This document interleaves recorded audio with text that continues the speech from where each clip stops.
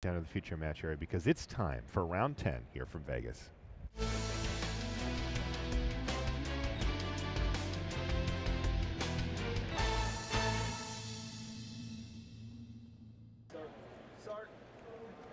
Hello and welcome to coverage of Grand Prix Las Vegas. I'm Marshall Sutcliffe in the booth with Gabe Carlton-Barnes, and we are just about underway here in round 10. In fact, we are underway. Chris Finel versus Aaron Lewis. Now, this is from the top pod, GCB. Every player in the top pod was undefeated, and the undefeated is actually extended into the second pod. Now, that's 8 players. So this is a pretty crazy format when you have, or a pretty crazy event when you have this many undefeated players overnight. Not the normal case, but we're seeing 2 9-0s battle it out here. Now, Finel, he first picked a pretty nice one. All Is Dust was his first pick in the draft. Wow. Second picked Rampant Growth. Now, that's all I'm going to tell you. But you can figure out kind of where he went from there, especially based on the Dragon Soul Knight that you see there, though. It looks like it ate a lightning bolt there from Aaron Lewis, who has a very aggressive start with this red-white deck. Well, he has a lot of creatures on the board, but he just played a 4-drop that only has 1 power. Yeah, that's true. I'm sure Finel comforted to see that. Maybe buy him a little time to get to some more powerful spells, like maybe an All Is Dust. True. Now, that being said, Finel's at 14 and slated to take 6 damage this turn, and crunch.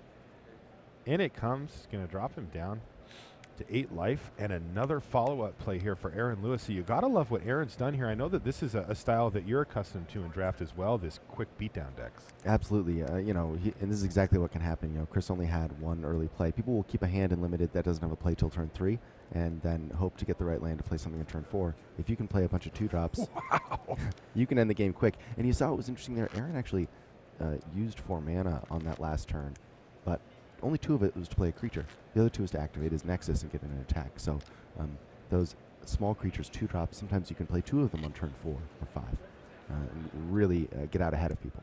Okay, we got a Ben mirror match here on the back table. It's Ben Stark versus Ben Scc. Both players found themselves at 8-1. Ben Stark had a draft deck he was absolutely thrilled with. Excuse me, a sealed deck that he was absolutely thrilled with yesterday. He did pick up 1 loss with it, and he was pretty disappointed about it. And, you know, there's not that many sealed decks that you could say that about. Ben Scc finished at 8-1 as well, though, and they find themselves fighting here. Here's Fairy Mechanist now for Ben Scc. I actually got to look at Ben Scc's deck. It looks like a really, really fun affinity deck. He has 3 or 4 Glinthawk idols and just tons and tons of solid artifacts. Not a lot of removal. He has a couple of Vapor Snags, and that's about it. But okay. Just low curve, lots of great artifacts. I haven't seen what Ben Stark is playing yet. I haven't seen his deck, but it looks like he's got at least a black-green start here, maybe some white for that Blinding Soul Eater. He's got a Gnarlid pack into a Soul Eater with his turn 2 into turn 3, and I think he's going to play a Kavu Primarch here. Yeah, he's going to slam that here. Let's take a look at his list here. It says he's playing 3 Golgari Rot Farm to go along with 7 forests, 5 swamps, and he is splashing white. In fact, just a couple of plains. Yep, sounds like a big mana green-black deck. The ability to get a lot of lands out there. Yeah, he's got 2 Blinding Soul Eaters that he can use that white mana on. So, not bad. Seems like a fine deck to me. Absolutely. We'll get a look at it, though. I got to say that Ben Scc looks like he's the one who's advantaged here, at least in the early stages. He played a free Frogmite last turn. Just, tapped out. Pretty nice when you can tap out for your Fairy Mechanist and then just put a Frogmite onto the battlefield. He's equipped up a Darksteel Axe to it. You see Ben's deck taking advantage, or Ben Scc's deck taking advantage of Ben Stark's deck being a little bit slow, forcing him to play that Kavu Primarch using Convoke just to get it out so he can have some defenses. And Ben Stark here in an interesting situation. He doesn't have anything to block a flyer. He does have the Soul Eater, but he has to pay 2 life each turn anyway. So that Mechanist, maybe it can't pick up the Darksteel Axe, but... Okay, well, we'll let this game kind of develop. Let's jump back over to our main match, which had a shockingly fast game 1. I'll say that's the quickest one I've seen here, especially considering that Chris did play lands that game. He was, you know, he had options. He played a creature, it died, and he just got destroyed. Finds himself down a game, really doesn't want to pick up a loss this early in the draft. Remember, doesn't have a whole lot to give here. You know, if you finish X and 1, you're going to make the top 8, but anything beyond that, X and 2 is certainly not guaranteed to make top 8 here at this event. Wow, Finel's hand has 2 Wrecking Balls in it. And Aaron Lewis has played a Boros Garrison. Oh no, we going to see this? It looks like next turn, Finel's going to have the option of going and getting that Wrecking Ball. And Is setting this going to Aaron happen, Lewis GCB? way back. Is this a correct play? You're effectively blowing up 2 lands from your opponent, setting them way back. It's also a tremendously tempting play. I don't think I have it in me to not do it there. Yep. Especially given that Aaron Lewis's threats all seem sort of interchangeable, right? He's got a whole bunch of small creatures. All right, so paying 4 mana to kill one isn't that exciting. And there it is. Yes, Wrecking Ball. Wow. Is going to take down a bounce land. You can see at instant speed you can destroy a creature. That's 95% of the time. Right. We just got the 5%er here as Boros Garrison hits the bin, knocking him off of effectively 2 manas and also 2 of his colors there. So yeah, huge hit. And now it's Waxmane Baku and a Blinkmoth Nexus battling. I wonder if he's going to fire off the second Wrecking Ball on the Blinkmoth here. He certainly could. I think, yeah, you're going to see that Etched Oracle instead. He's got an Etched Oracle. See, setting that land back gives Finel time for his more powerful cards to, come in and take over the game. Unlike last game where Aaron Lewis used his mana so effectively to every turn tap out and get way ahead of Chris Finel. Interesting thing here. Early on, Aaron Lewis, he was on the draw and he used his Boros Garrison, so he actually had to discard. He discarded a Skargan Firebird. Now, if he can get enough red mana in play, he can bring that Skargan Firebird back. Finel set him back by destroying one of his red mana, so it might effectively kill that potentially 6/6 flyer coming back from the graveyard. Right. So Finel had the option to cycle a Fiery Fall there, but he didn't want to tap out. He also just wants to use it as removal later. I think his mana looks good here. Yep. Nothing really else to get anyway. He's got both his Sylvan Bounty and his Fiery Fall in hand, and this is where things get pretty cool. You get to use these as actual spells since he's managed to find his lands anyway. Now, Finel does have quite a high mana curve. He's got an Allus Dust. He's got an Artisan of Kozilek in this deck. He can cast all his dust now. Artisan, he might need a few more mana. But he'll find those naturally, right? And he's got that Etched Oracle. That thing's probably going to get sacrificed at some point to draw 3 cards. And he'll find some lands in those cards. Though it doesn't look like he's in a hurry to do so as he's rumbling. Yep. Yeah, you saw him attack an interesting sort of advanced play. Chris Finel, after last game, probably most players in his position would feel, hey, I'm on defense. And they'd want to keep these blockers back, especially against a Waxmane Baku that can tap blockers to get in. He said, you know what? I've set you back on land. I'm going to put pressure on you. He attacked with his 4/4, played another 4/4 in the Matka Rioters. A really interesting, subtle play from Finel. You saw him make that play in an instant. He said, I know the situation here. I'm getting in. Shows you how experienced he is as a limited player. Yeah, that is one of the things that it can take a while to learn for newer players is what's my role in this game and when does it change? Exactly. And Chris, keenly aware of this interaction, and was able to turn this beat right back on Aaron Lewis the moment he was ahead on board, and that's exactly what he's doing. And when you look, it's obvious now, right? I mean, Chris is at 17 with 2 much bigger creatures, but sometimes it takes players like one turn to say, oh, I think the way is clear. I'm going to start beating down. Yeah, Chris the Willy Bleach really jumping out ahead here. Aaron Lewis just spending the turn cycling a Fiery Fall. You also saw Aaron remove the 1 counter he did have on one of his Waxmane Bakus just to tap a 4/4 there. So by Chris showing him 5/5, I guess, right, the 5/5 now. Or there's no plane, so it's a post combat. Yeah. Oh, he played it post combat. He played it post combat. Okay. But pre combat, the Waxmane Baku tapping the Matka Rioters. What happened is here, right? Yeah, those counters on the Waxmanes can become really powerful, aggressive effects. But by Chris putting Aaron on his heels a little bit, he made him use that defensively. That's going to buy Chris even more time later if the game takes a turn in Aaron's advantage. Quick update from that back table. Quick start from Ben Scc, but it looks like Ben Stark is the one who had the powerful mid to late game spells. He won that first game, so he's up 1-0 over Ben Scc. Interesting. Here's a Moonlit Strider that's going to actually put counters on 2 Waxmane Bakus here. So Aaron rich in tap effects for the moment. But like you said, that'll keep him alive for a little while, but that's not really the name of the game here. No, certainly not. And, Aaron's facing down 3 creatures that are 4/4 or bigger, and he's at 12. He's in a position right now where he either has to tap a creature or block a creature disadvantageously this turn. And you see the tap happen. He taps the big 5/5 Matka Rioters.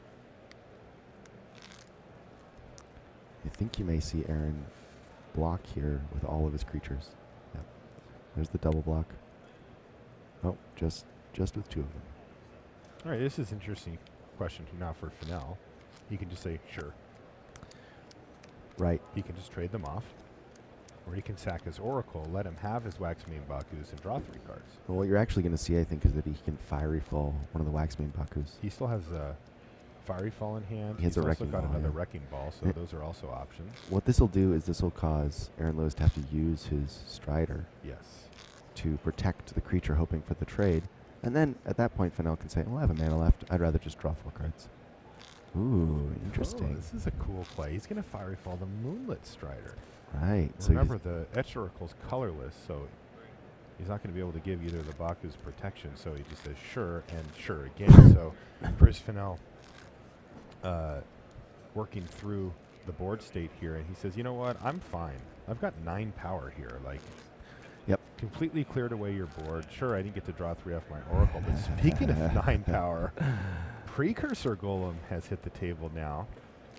And Wrecking Ball, though, Chris Finel says, is lethal. I have a Wrecking Ball. It's going to copy itself and get rid of all those golems. And I've set up lethal by having 9 power versus your And 8. the other thing about that nice play targeting neither of the Waxmane Bakus, but instead The Moonlit the Strider. Moonlit Strider, is that made sure the Moonlit Strider went to the graveyard before either of the Bakus, meaning there was no spirit in the graveyard to soul shift. Very Right, of efficient, clever course. play from Chris Finel. That was a sweet turn for Finel. It was. Okay, so take a look at our feature match area where you will see players sideboarding. Our back match looks like it's just underway here, though, so we'll jump over to that one and see what Ben Stark and Ben Scc are up to. We saw that Stark won game 1. We didn't see how. He had started to play a few things, but it looked like Ben Scc was ahead thanks to the affinity mechanic getting him a free spell. Right. But Ben Stark managed to clear the way, it looks like, and get in there. It looked like Ben Stark needed to draw a couple of lands to really get going. That must have not happened. Ben Scc, some of you may know, 2-time Grand Prix champion. Didn't you win one in, like, South Africa or something? Yeah, he certainly won 1 in Australia, maybe 2 in Australia. Or 1 in Australia and 1 in South Africa. Yes, Yeah. all I think Southern there's Hemisphere, only been that's one for sure. there, and I think he won it, yeah. Yeah. He also has a Ben's Pro Tour top originally 8. from Australia. Yes, yeah, He lives in the States now. in the Bay Area. That's right. Ben Stark, you see he's wearing his fancy track pants today. Yep. Blue ones with the stripes. Yeah, those are his nice ones. Yep. That's He what he busts said. those out for day 2s. And there's a Kavu Primarch onto an empty board here. So not a whole lot going on as far as actual board state, but both players with plenty of mana and plenty of cards in hand. So I think these next few turns are really going to kind of power things forward. Thoughtcast in the graveyard for Ben Scc, as well as one in his hand. And he had to pay full price for that Thoughtcast. This one's going to be discounted. Oh, it's a Somber Hoverguard after playing a Mox Opal. Nice pickup there for Ben Scc as well. That's a foil opal. Oh, look at that.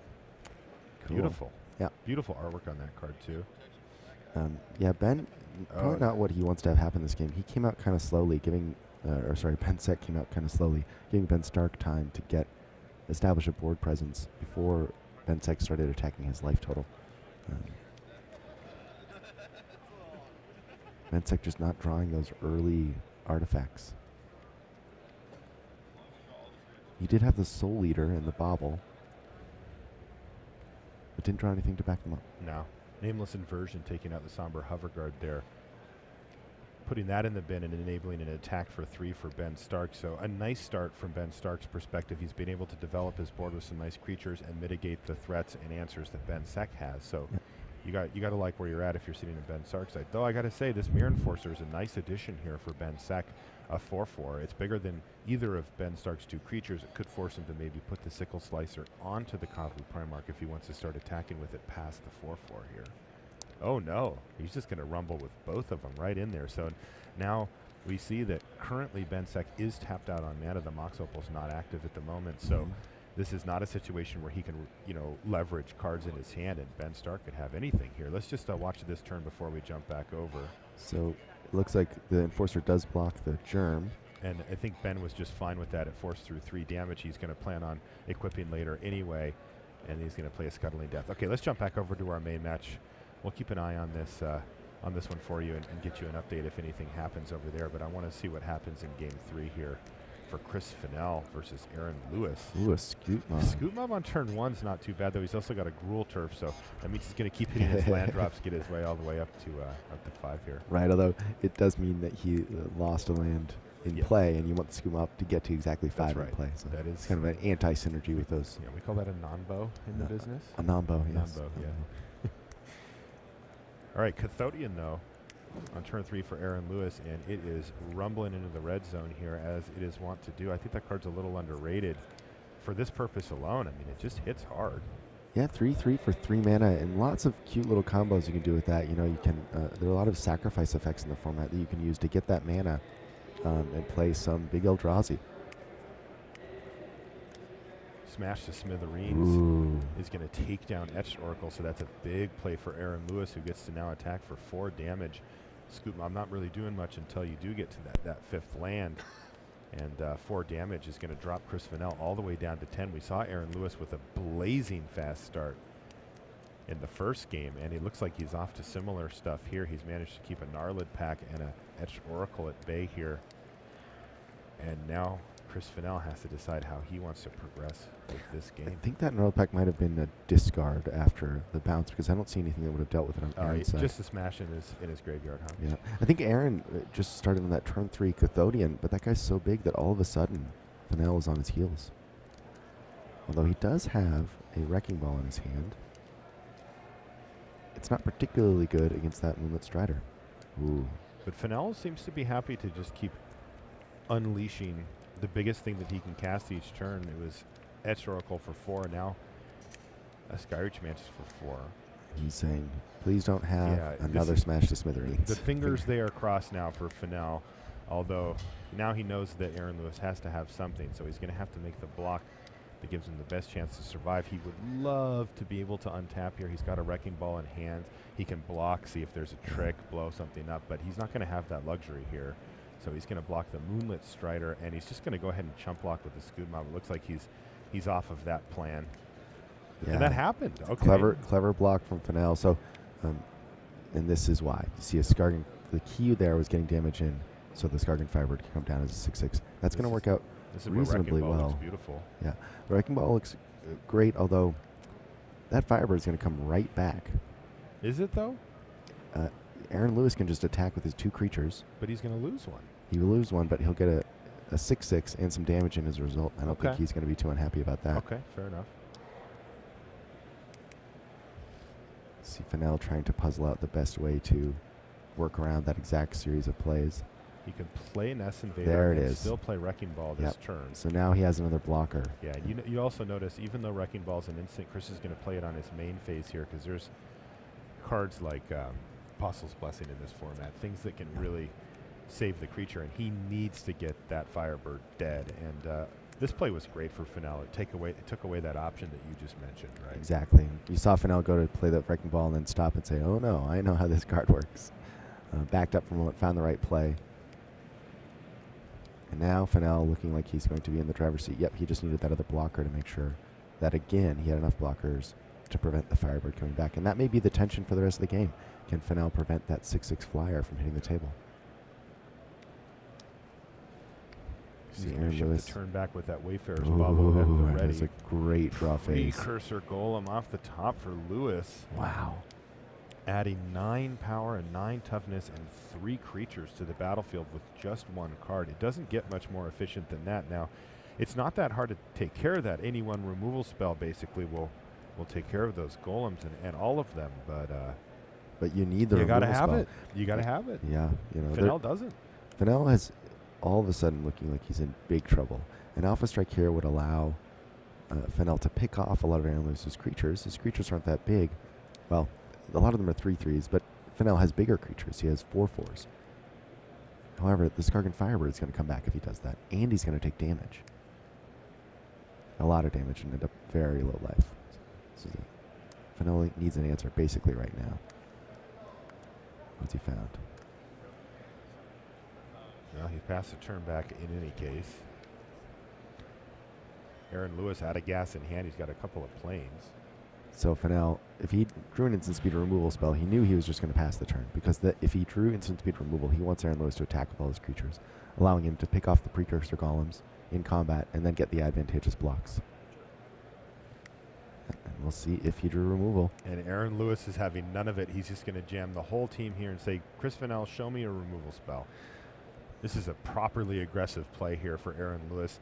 It also sets him up to net a little bit of card advantage by getting that Skargan Firebird back. So even if this doesn't go perfectly, as long as he gets damage in with something, he's feeling great. Now, how risky is this? Like, let's say Finel goes Lightning Bolt your Precursor Golem. The game completely turns around. Like, it basically would be game over for Aaron Lewis. Yeah. It's the game isn't totally over, but it's close to over. Okay. That's what happens. So Aaron Lewis is just going with his read here of saying, I don't think you have it, and he was right. He was right. Chris Finel did not have it. Even though Chris Finel leaves the Golem and ooh. Did Aaron Lewis not bring back the Firebird there? Aaron Lewis did not bring back the Firebird. He did get in for damage. Chris Finel's at 1. And it doesn't look like it's going to matter as Aaron Lewis, yeah, he attacks for the win here. So, hey, don't even need it. Wow. That was wild. Unbelievable. Yeah, Finel hitting a couple of lands at the wrong time. He had removal that game. He had the Wrecking Ball, but it wasn't quite enough. You can see a little frustration there for Chris Finel. It's a tough loss. He knew that Precursor Golem came off the top, I think. I saw him point at it. I said, did you draw that? Yeah, Is that he what did. you drew for the turn? Well, the Finel prior has such a good feel for what his opponents are doing. He's usually acutely aware of, you would have played that a turn before, that Certainly. kind of stuff. Yeah. All right, so let's jump back over to Ben Stark versus Ben Scc here and see what these two are up to. It looks like we're still in that same game we were in before, just a much later stage, and Ben Scc seems to have developed a nice board here. Check that out. Rusted Relic and Glinthawk Idol. 2 Glinthawk Idols. And another Glinthawk Idol. So does he have any planes?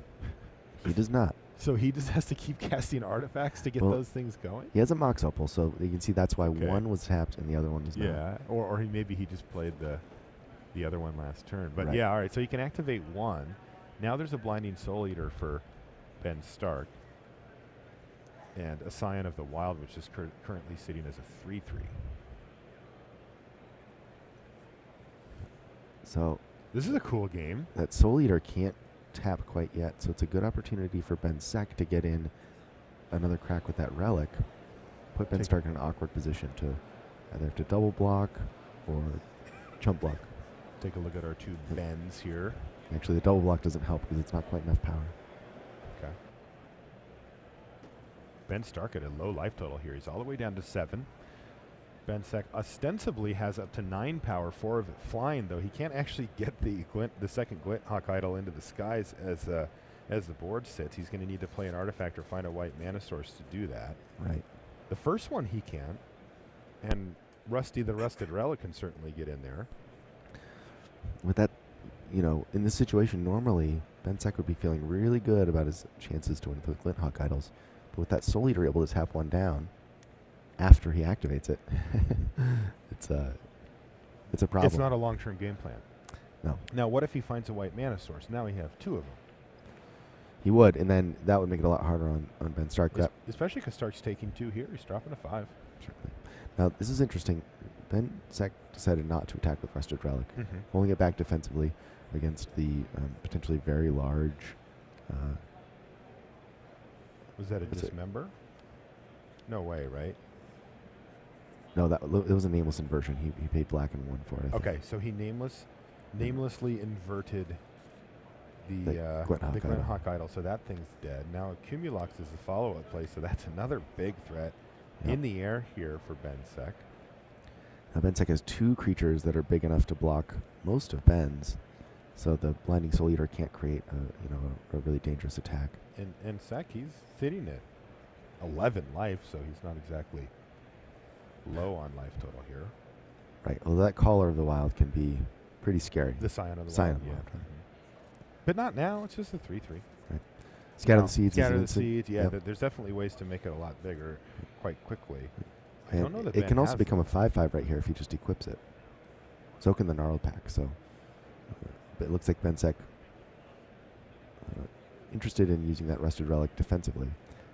Ben Stark could tap it, and but then Ben Scc could take the damage, go very low, and have 7 power and attackers the next turn that are flying.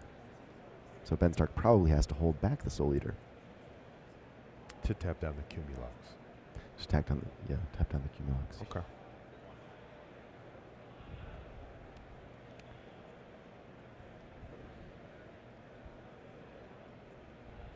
This board looks like Ben Scc has the advantage because he has flyers. But Ben Stark has a lot of power and more options. He gets to choose when to use the tap ability. He gets to use when and where to equip. And with a player like Ben Stark, you expect he can probably engineer something interesting there. What is this? Is this a kicked Kavu Primarch here? One, That two, is a three, Convoke. 4, 5. No, it is a kicked Kavu Primarch. Yep. That is a really, really big Primarch. So he's made a 7/7. He tapped his Scion of the Wilds, which actually grows too. Right, and he did that because Gnarled Pack and Scion of the Wild are pretty similar blockers right now, but if he was going to have to chump block with one, he'd rather chump block with the Gnarled Pack. And he needed to leave that white mana up so he didn't have to pay 2 life for Blinding Soul Eater. So does Ben Stark tap during the upkeep here? I don't think there's any really big reason to do that. Okay. I think he's, the protection spells are white, even though you can pay for them with Phyrexian mana. But you're not usually going to see him in a deck that's not making white. The question is... Right, and does Apostle's Blessing give protection from artifacts? Yeah. It does. It's an interesting... That template for cards sometimes can give protection from artifacts and sometimes cannot. Yep. That one can. Okay, so Cumulux gets tapped down. And we see basically nothing from Ben Scc. He says, well, you got lethal attackers. He's at 8 life. He's at 8 life, but that Primarch is a 7/7, and all you have to do is Blinding Soul Eater, that Rusted Relic, and attack, so he couldn't attack with his Glinthawk Idol. He's going to have to leave it back to chump block here? Yeah, he does, and if he doesn't have something in his hand, Ben can actually just create a lethal attack here. He can move his Sickle Slicer onto his Gnarled Pack or something. That's a 5 power. The Scion is also a 5 for the Scion of the Wild, right? It's a 5/5. Yeah, Scion of the Wild's a 5/5. And a 7 power creature. So Ben Scc is going to be forced to... Interesting. Ben Stark chooses not to tap. He's being a little bit conservative, but this makes sense. If Ben Scc has something, a trick, he has to use it here. And Ben Stark still has the ability to tap that Cumulux on the next turn. Meanwhile, Ben Scc is forced into really disadvantageous blocks. He has to block 2 creatures. So he stands to lose Rusted Relic and Glinthawk Idol here? Yes. Okay, so there you see Ben Stark waiting until the Glinthawk Idol is activated to use his Soul Eater. Says, oh, you think you need that idol? That's a hint that you don't have anything. So now, I'm going to try to win the game. Yep, there it is. And it works. Ben Stark takes the game and the match against Ben Scc. You see them having a friendly chat. You know, these guys have known each other for a long time, and Ben Sc's explaining what, one of his lines of play. This is a common thing. Especially if you're Ben Stark, he gets asked a lot of questions like this. What have you done here? Because he's good at explaining it. Yep. Well, Ben Scc also, he kept an interesting hand with a couple of thought casts, but he drew a lot of lands. Usually those thought casts. He drew a lot of lands. You have a lot of faith that they're going to help you out. That was a close game, though. It was very close. A couple of, another Vapor Snag from Ben Scc. Ben Scc, yeah. Could have done it. All right, so that's going to do it for that match, but we've got a turbo match lined up for you. It's going to take just a minute to get that on the screen, but this is cool stuff. We got to see our first live draft of Modern Masters 2015. We haven't seen that yet. It was super fascinating to watch Pascal Maynard draft as well. He had a wild draft. Yeah, I was talking to Randy, before we were drafting about how this format seems very archetype driven, right? Which is kind of a, game design phrase, but basically what we're saying is you want to be in a certain deck and you want to go hard into that deck. You don't want to be kind of here and there. And Pascal was trying to figure out what that deck was and eventually landed on one. All right, let's take a look at what's going on over here in our King of the Hill match where we have Sammy Battersay, and he's on the left side versus Sean Smith. Sammy was our overnight King of the Hill. Right, he got just to sleep on that hill.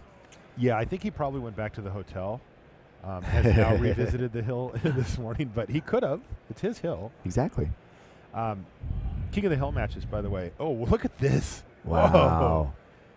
Aqua Stand Strider, India Vigi Gilmage into Tezzeret's Gambit. Yeah, that says proliferate on the end. Wow. And all of a sudden, he's got 6 power. This game looks like it's going to end Rumbling. fast. And he just used an Apostle's Blessing, it looks like, to protect one of his creatures from Holy Mortar Pod. smokes. That was going to be used Even in on combination not with the Rune turbo, Servitor. that would have been turbo. Yeah, that was a quick kill. Jeez. So that's cool. We get to see the power of proliferate when it really gets So he going. went graft creature. It was Aqua Stand Strider into Vigin Gilmage. And he left. And then he proliferated. And he All right, so let's see what happens on game 2 here. This one looks like it's shaping up to be a potentially quick game as well, with 1 drop into 2 drop here from Sammy. He's got a fairly aggressive-looking red-black deck here. Yeah, it looks like he's drawn the sort of enablers here, but not the big. Well, yeah, no, you're right. That's true. Although the creatures. Lacerator is getting in for some pretty decent chunks of damage. The Sickle Slicer looks like it got traded off for a Right. Gust Skimmer. The Lacerator, of course, also pecking away at Sammy's life total on upkeep. So Yeah. in this race will change a little bit here. Here's Cytoplast Rootkin, which is going to come down as a big 4/4 and really get in the way. There's Simic and Endrick. shit. Ooh, Endrick Czar. That's Yeah. going to be great in our race. You can just create a bunch of little 1/1s and trade them off. Oh, wow. The Proliferate deck really showing out here. Like Sammy is What did going he to play? Steady Progress there? It's after Steady blocks? Progress after blocks. Oh, my goodness. Ooh, 4 Thralls, and there it finally is A Vampire Outcast. one of now those as well. Bloodthirst creatures. Oh, my. He just completely went off this turn. He was saving them to try to get Bloodthirst going, it looks like. And there is Stormblood Berserker and Vampire Outcast, both with their full Bloodthirst ability enabled.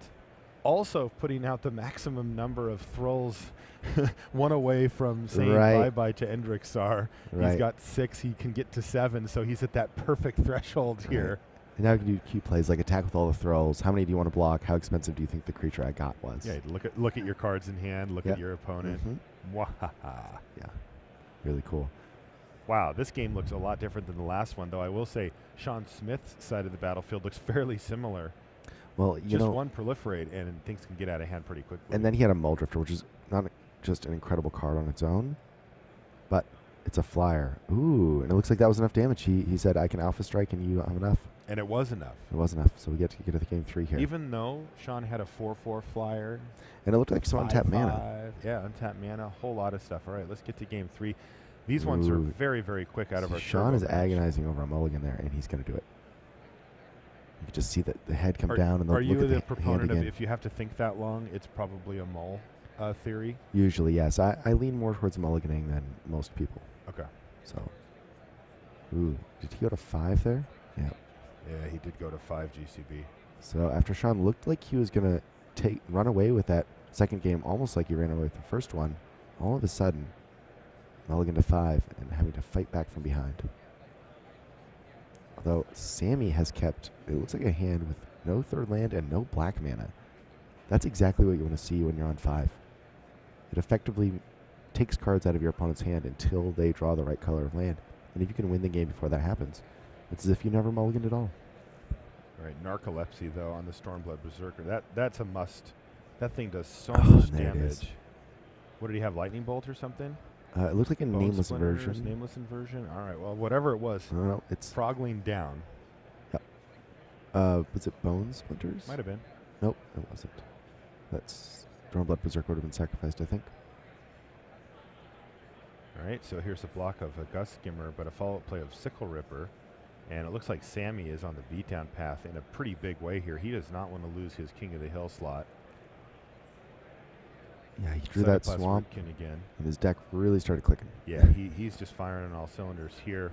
Though he has hit a little bit of the smaller end of his curve now, right? He's got a 2/2, a 2/2, a 2/1, and a 1/1/1. So he's chipping away, right? The Fire Slinger just happily slinging some hot coal in the direction of Sean Smith every turn, but it's not really a ton of damage. And now he's actually just blindly throwing his creatures right into the Cytoplast Rootkin. I think that Sammy sees the avenue to victory here and is going to start just jamming through damage while Sean Smith doesn't have that many creatures on the battlefield here. But you can see him giving up card advantage in a way there. Meaning, totally. Ooh, wow, another Precursor Golem. And he's going to put... Oh, he thinks about putting counters on them. Chooses not to. So that foils Sammy's plan of, I'm just going to attack around you. You can't get enough creatures into play fast enough, and I'll Fire Slinger you out once you have enough. He just left to go ask a judge, is he going to smash the smithereens here? We saw this that would yesterday. be incredible to see. That's how we saw a game just like this where he'd gotten it low. It's Burst Lightning. Okay. It's good enough. So kill, and you know, we saw that Sean Smith had attacked with his Cytoplast Rootkin. He figured that he had solved the problem of being on the ground, and it goes Mortar Pod, kill you, and that's going to do it. Sammy Bardase is going to come back and still be